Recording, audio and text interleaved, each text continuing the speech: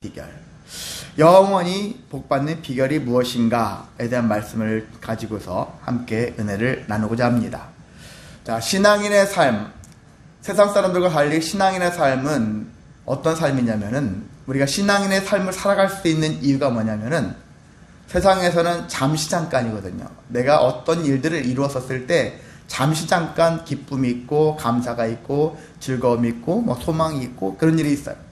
근데 신앙인의 삶은 잠시 잠깐 가지고서 그것을 이루려고 하는 삶이 아니라 영원한 거예요. 영원한 것을 이루기 위해서, 내가 이 일을 함으로 인해서, 이 길을 택함으로 인해서 영원한 기쁨, 영원한 소망, 영원한 감사, 영원한 자유, 영원한 것이거든요. 우리가 그래도 생명도 마찬가지죠. 영생, 영원한 생명을 누리기 위해서 잠깐이라는 것들은 세상에서 얼마든지 가능합니다. 근데 세상이 줄 수 없는 하나님의 은혜는 영원하다.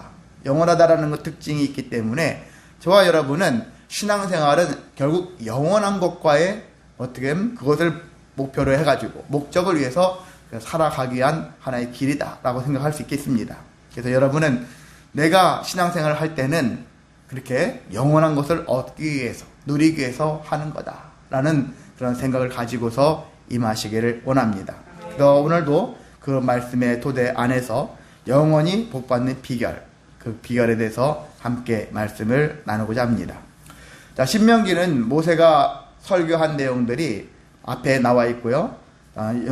신명기 4장 44절부터 26장 19절까지 되게 긴 문장인데요.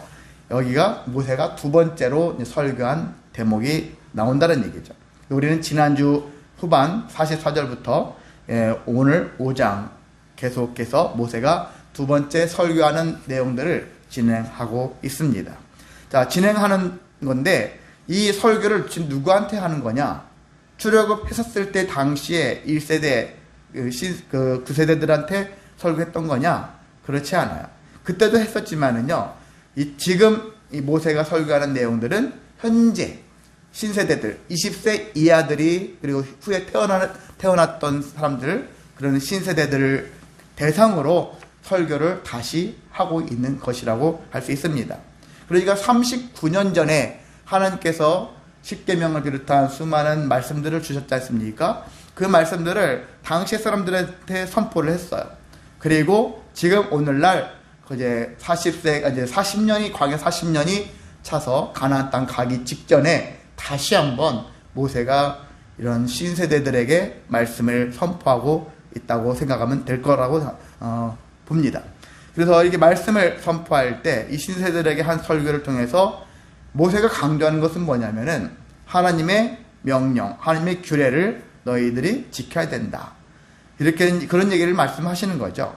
자, 하나님의 언약은 아까 말씀드린 것처럼 사실 모세를 통해서 이미 1세대들에게 말씀을 하셨지만은 그 말씀은 1세대들에게만 해당되는 말씀이냐 했었을 때 그렇지 않다라는 거예요.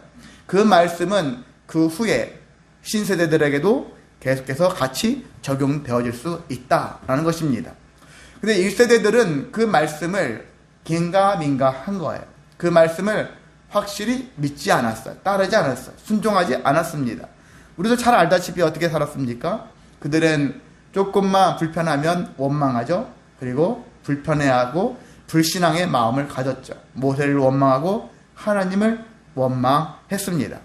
그래서 결과적으로 그들은 언약 백성으로 하나님이 불러주셨고 택해 주셔가지고 출애굽의 역사를 이루어 가셨는데 정작 그들은 그 하나님의 은혜를 간과했고 그것에 실패한 인생을 살았다라는 것입니다. 그러니까 하나님의 말씀대로 선포된 언약대로 행하지 않았기 때문에 실패한 인생이 되었다. 언약 백성의 삶을 살지 못했다라고 할 수 있는 것입니다. 근데 하나님은 끈질긴 하나님이에요. 한번 정하신 것은 계속 이어나가시는 분이에요. 하나님이 그래서 우리에게는 하나님이 아무 말씀이나 막 약속을 남발하시고 명령을 하시는 분 같지만은 하나님은 어떻게 보면은 계획적이신 분이에요. 계획하신 바 미리 다 검토가 끝난 거예요. 끝난 것들을 우리에게 적용하시는 거예요. 그냥 즉흥적으로 말해놓고서 뒤돌아서면 내가 너한테 언제 그랬어? 하는 그런 분이 아니에요. 그러니까 우리는 사람들끼리는 나 뭐 그런 말 한 적이 없는데 거짓말 하든지 아니면 잊었든지 그럴 사람들이 많지만은 하나님은 그러신 분이 아니다.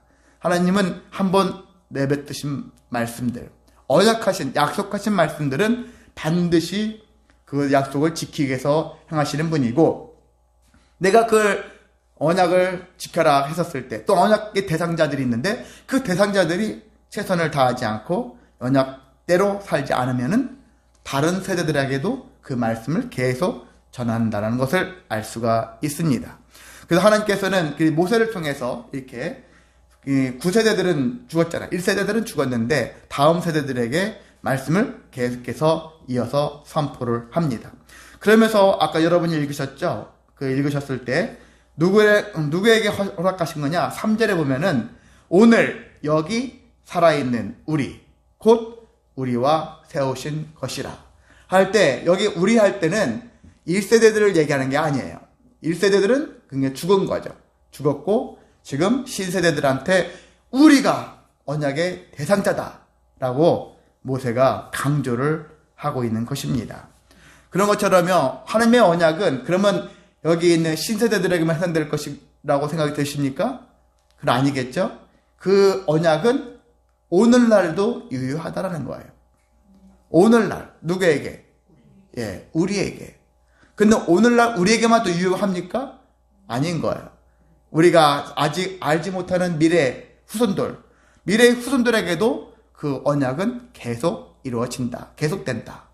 하나님의 약속은요, 하나님의 규례, 명령들은 오늘 우리에게만 해당되는 게 아니라는 거예요. 과거 특정한 누구에게만 해당되는 게 아니라 앞으로 태어날 미래적인 모든 사람들 포함해서 다 모두에게 적용되는 말씀이다 라고 할 수가 있는 것입니다. 여러분, 가정적으로 봐도 나에게만 주시는 말씀이 아니라 우리 가정에게 해당되는 말씀이다. 목회자가 설교할 때도 어떤 사람 들으면 이것은 A라는 집사가, A라는 사람이 들어야 돼, B라는 사람이 들어야 되는데 우리 이렇게 생각을 많이 하잖아요. 근데 그게 아니라 바로 내가 들어야 될 말씀이다.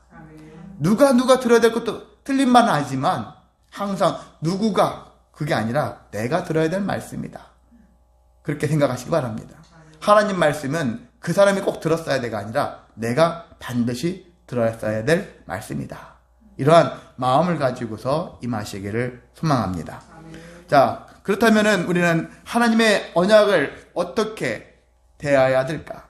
모세가 우리에게 가르치고 있어요. 1절에 보면 뭐라고 되어 있습니까? 오늘 내가 너희의 귀에 말하는 규례와 법도를 먼저 어떻게 했습니까? 듣고, 그리고 그것을 배우며, 그리고 지켜 행하라.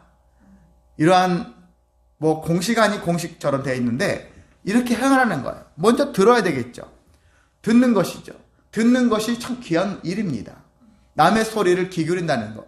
우린 귀가 사실 가만히 있으면 별의별 소리 다 들려와요. 근데 모든 것이 우리한테 유익을 주는 건 아니지 않습니까? 나에게 유익이 될, 나를 살릴 수 있는 영원한 복을 줄 수 있는 복음을 들어야 되지 않겠습니까? 복된 소리를 들어야 되는 거예요. 먼저 들을 줄 알아야 되는 것이죠. 히브리서 말씀이 그렇지 않습니까? 히브리서 11장 1절 믿음 가라는 것들의 시작인데 믿음은 어디서 나온다고요? 들음에서 난다 라는 말씀이 있는 것처럼 믿음은 들음에서 나는 거예요.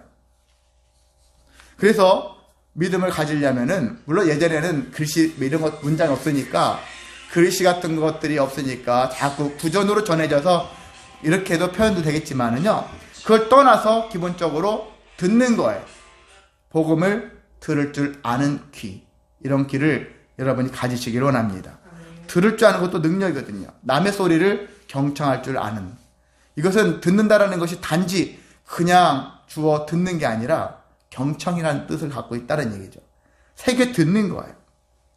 남의 소리를 새겨 듣고 한 귀로 흘려버리는 것이 아니라 그걸 내가 듣고 그대로 내가 순종해야 되겠다. 이런 마음을 갖고 귀를 기울이는 태도가 바로 경청의 마음이고 듣는 자의 모습이라고 할 수 있습니다. 배운다라는 것은 무엇일까요? 배운다라는 것은 여기에 배운다 했을 때 히브리어로는 라마드라는 단어를 썼다는데 이 라마드라는 단어가 무슨 뜻이냐면은 뾰족한 막대기로 찌르다 라는 뜻을 가지고 있대요. 뾰족한 막대기로 찌르다. 여러분 생각해 보세요. 어떤 말이나 아니면 어떤 사람들을 훈계할 때 사람들이 말로 하지 않고 실제 매 같은 걸로 할 때 있잖아요. 때려가면서 하잖아요.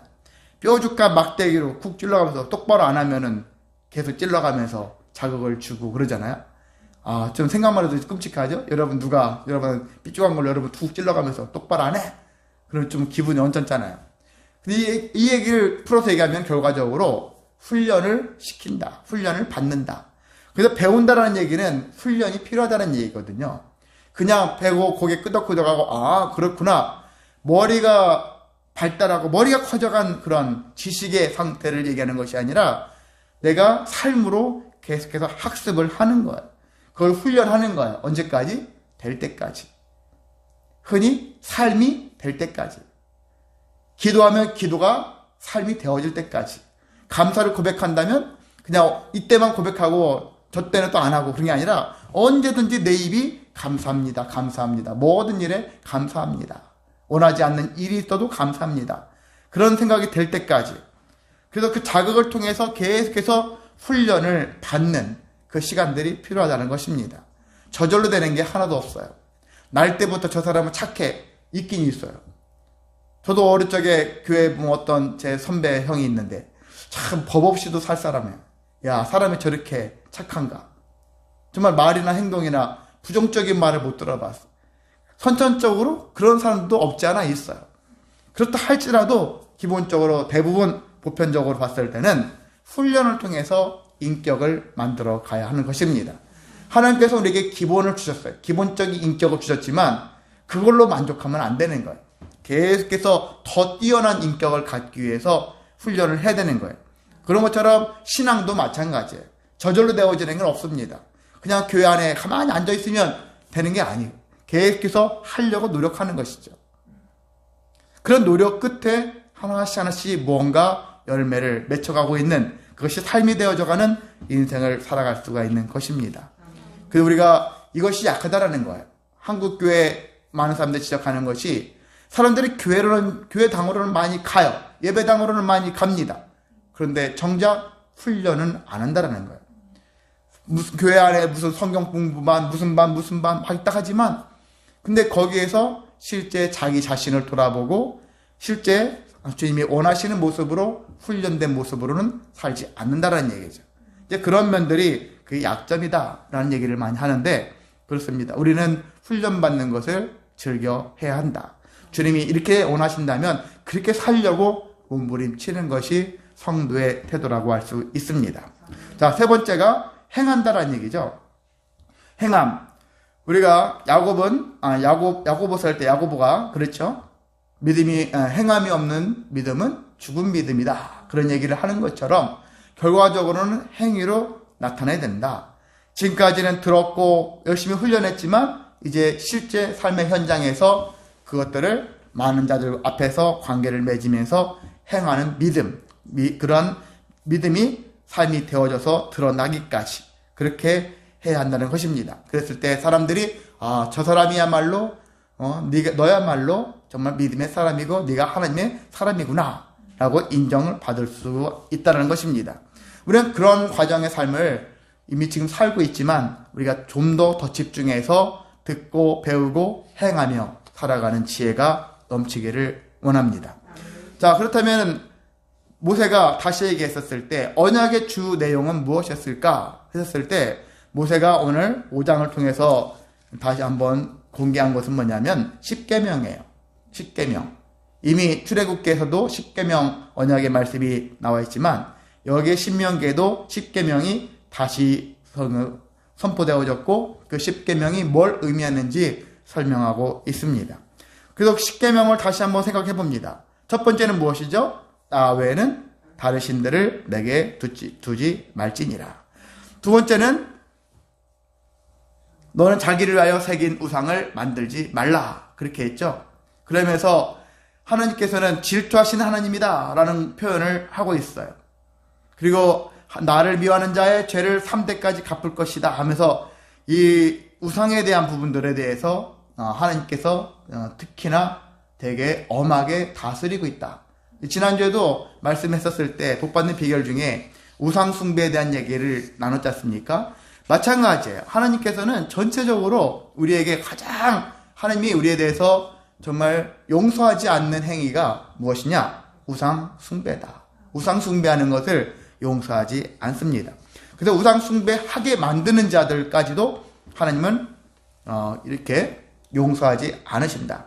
그 옛날 보면 무당 같은 경우도 성경에 보면 무당 같은 박수무당이니 이런 자들은 죽이라고 하잖아요. 우상 숭배하게 만드는 자들이잖아요.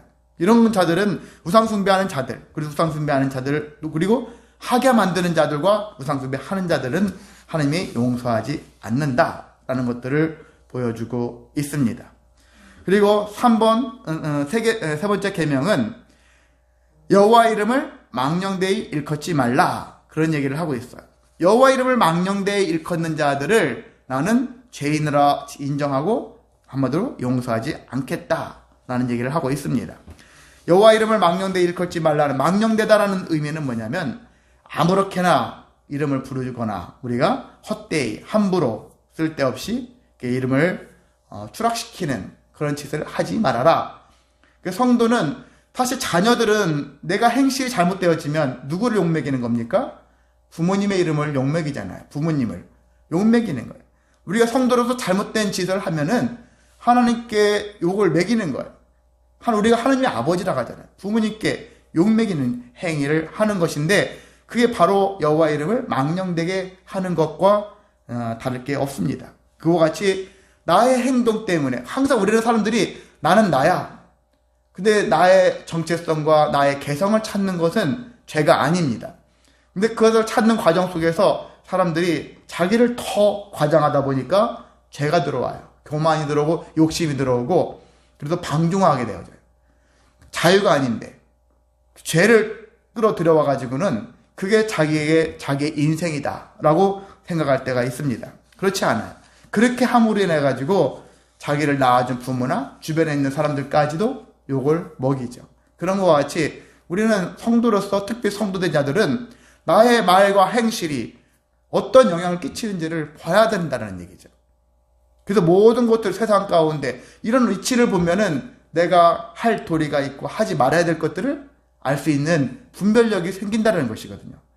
이것을 무시했다면 하나님 말씀을 무시한 것과 다를 바가 없다는 것들을 기억하셔서 분별력은 다른 게 아닙니다. 하나님 뜻대로, 하나님이 원하시는 대로 살아가는 것이지 내가 원하는 것을 하나님의 뜻을 꼬아가지고 빌려와서 차용해가지고 강제로 짓눌러서 행하는 것이 아니다라는 것들을 기억하셔서 나의 말과 행실이 하나님의 이름을 망령되게 행하지 않고 있는가 돌아보시기를 소망합니다. 자, 네 번째는 안식일을 지켜 거룩하게 하라고 했습니다. 6일 동안에는 하나님께서 힘써 일하셨죠. 그리고 7일째는 안식하셨다. 그래서 7일째는 하나님께서 안식하셨다. 그렇게 모세가 얘기를 하고 있는데 이걸 잘못 우리가 이해하면 어떻게 이해하느냐?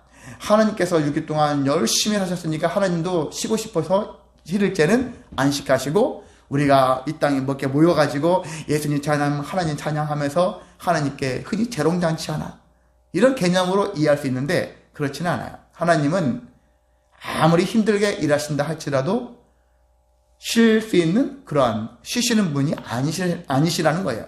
일 중독에 빠지셨냐? 그것도 아니에요. 하나님께서는 당신의 질서대로 우리에게 가장 필요한 것들을 허락해 주시고 당신도 당신을 해치지 않는 선에서 그렇게 하시는 분이다 생각하시면 됩니다. 하나님은 특별히 쉼이 필요해. 6일 동안 열심히 일하셨으니까. 그게 아니에요. 그런 개념이 아니라 결과적으로 하나님의 쉬신다라는 의미를 우리는 어떻게 받아들이냐면은 하나님의 쉬심으로 인하여 우리도 안식을 누리게 되었다. 그래서 안식일의 개념은 사람들이 예전에 제가 신학교 때도 그랬거든요. 10개, 10계명 중에서 1계명부터 4계명까지는 하나님을 위하여, 하나님에 대하여 라는 하나님과의 관계에 대하여 이렇게 배워진 말씀이고 5계명부터 10계명이 인간과의 관계 속에서 생겨진 말씀이다. 계명이다. 이렇게 배우기도 했거든요. 근데 잘 보면은 그렇지 않을 수 있다. 그것보다는 1계명부터 3계명까지가 하나님과 직접적인 관계에 있죠. 하나님과 관계되어 있고, 안식일 계명은 인간을 위한, 인간을 배려한, 특히 연약한 자들을 배려한 말씀이다 라고 할 수 있습니다. 자, 안식일을 지켜야 되는데 가진 자들은 자기 마음대로 할 수 있어요. 자기 마음대로. 만약에 여러분이 여러분이 세운 회장이라고 생각해봐요. 사장이면 내가 오늘 그냥 회사 안 나가고 어떤 지인들하고 골프장 가자, 골프 치러 가자, 갈 수도 있어요. 근데 여러분이 그런 사람이 아니라 직원이라면 갈 수 있겠습니까? 못 가죠. 내 마음대로 못 하는 거예요. 회장들은, 사장들은 특히 자기가 태운 사람들은 자기 마음대로 할 수 있어요. 근데 자기들 마음대로 쉬어. 근데 직원들은, 직장에 있는 사람들, 특히 노예들은 못 쉬어요. 그래서 여기에 모세가 얘기할 때 쉼의 대상자가 누구냐? 가진 자, 높은 자, 이런 자들만이 아니에요. 여기에는 일꾼들이나 종들이나 심지어는 가축들도 있잖아요. 소나 말이나 얘들도 일을 할 때가 많지 않습니까? 모든 가축들도 또 때로는 나그네들조차도 다 쉬어라. 모두가 다 올 스톱이라는 거죠. 다 쉬라는 얘기죠. 자, 안식이라는 그 개념에는 스톱이라는 의미가 포함되어 있는 거예요. 쉰다, 그 다음에 멈춘다, 그친다, 그만, 절제하는 그런 의미가 담겨 있다는 것입니다. 왜 그렇게 만들었느냐? 그리고 안식일 규례가 엄청 엄했어요. 왜? 엄하지 않으면 사람들은 슬금슬금 그냥 이렇게 쉬느니 일이나 하지. 좀 더해서 좀 더 누리고 더 욕심부리고 교만해진 길로 갈 수가 있기 때문에 그렇습니다. 그래서 안식일 규례를 특별히 더 유대인들이 더 많이 강화시켜가지고 안식일법, 그래서 때로는 심지어 정말 죽지 않아도 될 상황에도 안식일에 그걸 일로 보고서 사람을 죽이려고 했던 것이죠. 여러분이 굶주리면 어떻게 됩니까? 길거리 지나가다 굶주리면 어떤 곡물이 있으면 먹고 싶잖아요. 옛날 예수님의 제자들이 가다가 이삭을 따다가 먹었지 않습니까? 안식일에 먹었다고 해서 일을 했다 해가지고 정죄를 하고 이런 현상까지 발생하는 것이잖아요. 그리고 예수님이 사람이 먼저입니까? 안식일이 먼저입니까? 안식일이 우선이 아니라 사람이 먼저다라는 것들을 말씀하셨던 것처럼. 그래서 우리가 이런 법의 규례, 하나님의 뜻을 잘 이해하고 해석해야 되는데 이게 문자 그대로 해석함으로 인해 가지고 분별 없이 안식일 규례를 적용해서 애매하게 당한 사람들, 애매하게 죽은 사람들도 꽤 많이 있었을 거라고 볼 수 있습니다. 그런 것처럼 하나님의 법을 아는 건 중요한데 그 하나님의 법을 맹목적으로 적용하면 안 되는 거예요. 제가 시간이 좀 가니까 말겠습니다. 일종의 할게요. 그냥 원칙이라는 말과 그리고 법칙이라는 말이 제가 이제 오늘 어떻게 하다가 보게 됐는데 원칙이라는 말과 법칙이라는 말의 차이점을 아십니까? 했었을 때 원칙은요, 원래가 원칙이나 항상 다음에 나오는 문구를 친다면 어떤 문장을 쓴다고 할 때는 예외가 있다는 얘기죠. 이것이 원칙이나 예외적으로 이렇게 할 수도 있습니다. 이런 식으로 문장이 흘러가게 되어진다는 거예요. 원칙이라는 거 있지만, 근데 법칙이라는 것은 바뀔 수가 없다라는 거예요. 예외가 없다라는 거예요. 예외가 없이 대해지는 것이 법칙이다. 근데 원칙이라는 게. 근데 저는 하나님의 말씀은 법칙보다는 원칙에 가깝다라고 저는 개인적으로 생각합니다. 왜냐하면 원칙은 이래요. 그런데 때로는 하나님께서는 그것을 이러니까 안 돼. 그런 개념보다는 우리에게 타당성이 있다면은 그럴 수도 있어. 저렇게 할 수도 있어. 그렇게 하실 수도 있는 분이다. 우리에게 융통성이 하나도 없는 아주 그냥 꽉 막힌 하나님이 아니라 충분히 우리에게 필요한 것들이 있으면 그렇게 해봐. 할 수 있으면 해봐. 이렇게 충분히 해줄 수 있는 분이라는 얘기죠. 근데 원칙의 테두리 안에서 해라. 주님 안에서, 진리 안에서 그러잖아요. 진리 안에서 네가 하고 싶은 대로 해봐. 그렇게 하는 것이니까. 그래서 우리는 하나님의 원칙을 알아야 되는 것이죠. 계명의 원칙을 알아야 되겠고 그 원칙 안에서 자유하면서 우리에게 삶을 감당해야 되는 것이 성도의 모습이다라고 할 수가 있는 것입니다. 자, 5계명은 부모님을 공경하는 일이죠. 부모님을 공경하는 일.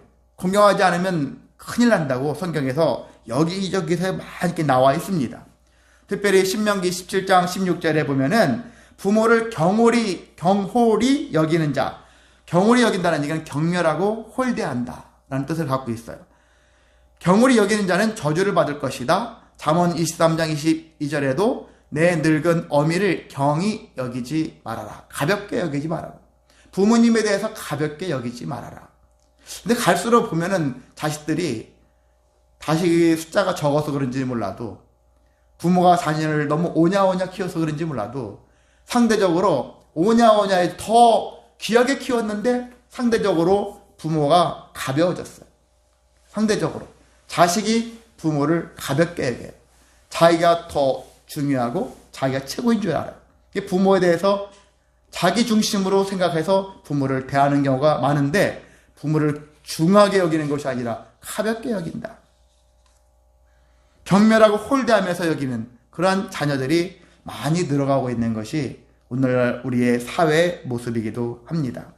부모를 공경하는 것은 이것은 천만 년이 흘러도 계속 되어야 하는 것이다 라는 것들을 기억했었을 때 우리는 계속 부모님을 끝까지 공경하시기를 소망합니다. 자, 6계명은 살인하지 말라, 또 7계명은 간음하지 말라, 8계명은 도둑질하지 말라, 9계명은 내 이웃에 대하여 거짓 증거하지 말라. 거짓 증거가 중요해요. 왜 그러냐면은 내가 잘못 증언함으로 인해서 억울한 사람이 누명을 쓰고 때로는 죽임까지 당할 수가 있기 때문에. 그래서 이 거짓 증언은 용납되어 줄 수 없다. 거짓 증언함으로 인해 가지고 거짓 증언이 발각되어지면은 죽임을 당해요. 그만큼 무거운 죄예요. 근데 우리 주변에 그런 일이 많아요. 모함하는 사람들이 많아요. 왜 남을 그렇게 쉽게 모함하는지, 남을 쉽게 함부로 거짓 증언하는 것.